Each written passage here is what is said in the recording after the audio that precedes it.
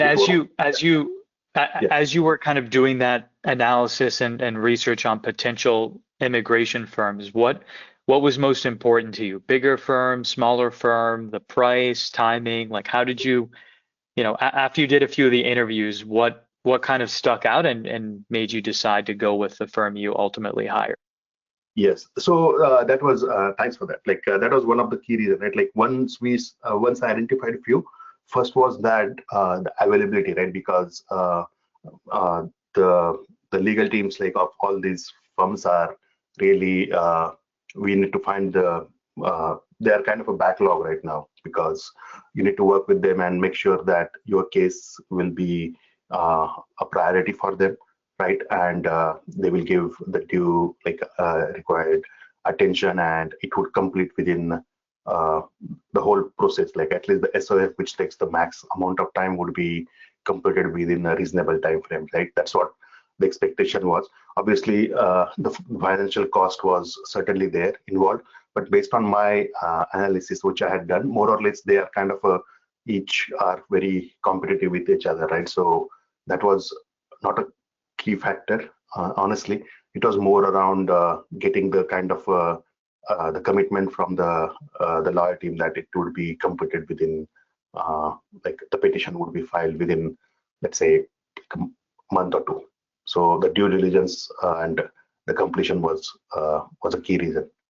So the one thing, the once I started with Darren, right, had initial the call, and I received a document checklist which was very exhaustive, and I had I was I had taken some break, so which really helped me to kind of complete all the required documentation. The documentation required is very thorough. Means I was really surprised that the kind of a detailing one needs, right? So I had to some of the information, like my whole the amount of time I have been in the country mattered, and also the kind of source of fund is also very crucial. If one has a single source of fund, right, like from the one source, like if you're just using your equities and using that as a one, it is much easier, right? Then you have a much cleaner. It's much easier to get all the information from one place. But for my case, I was using like multiple, like I was trying to get HELOC, I was trying to use SDIRA, and also the equity based like a liquidity access line, right? So using that as a collateral. So when for HELOC especially, it took me really long because I had to also gather evidence when I bought the house, which was around 8 years back. I had to provide documents for that house purchase, like how that funds were sourced, right? So that kind of a detailing I had to. The key thing was the main problem was banks usually only keep statements for 7 years. Some banks keep for more, but like a lot of the top banks, like they only keep statements available for 7 years. So for some of the transactions, I was not able to get the statements prior to 7 years. So that was really a challenge. So that took a bit more time, and but that is for like a house purchase. So it's kind of a one level below, right? Like I'm taking a HELOC, but the kind of a SOF preparation that the legal team does, which is kind of a make sure that uh, we are covered, like if there is any follow-up question comes. So that was, I tried to gather the information.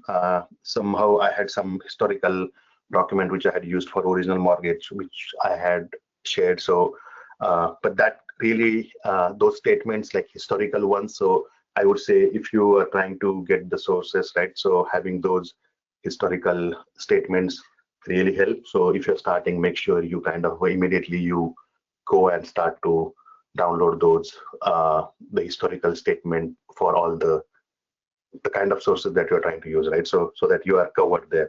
So one thing is that the source of fund, right, is kind of a at a first it may seem like it's not like you cannot uh, make it, right? 800K is like a large one, but if you are really kind of looking seriously for that, right, and if you look at your financial, if you move around your assets and you use them uh, as leverage, as a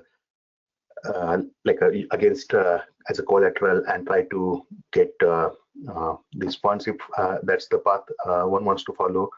I would say they can do that. Like I felt like uh, there is a the opportunity cost is certainly there, right? And but if you are serious about this one, right, I would say do the due diligence on the parts, right? Look at the potential retrogression in some categories, which is not there uh, yet, but there is always a noise in there where it will happen sometime.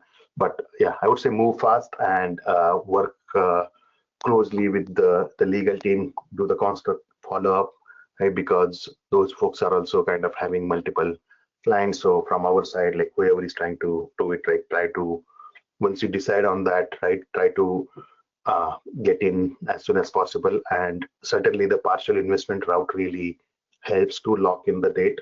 So I would certainly say that um, if you're still trying to figure out the funds, I would still say go with the partial investment and try to lock in the priority date. That's what my suggestion to the potential investors would be. And certainly, right, there are multiple projects available, right, with the EB5AN, which really meets the criteria. So, yeah. And from EB5AN, certainly means I had one thing that I had was like the relationship I had built with the folks, right, the EB5AN.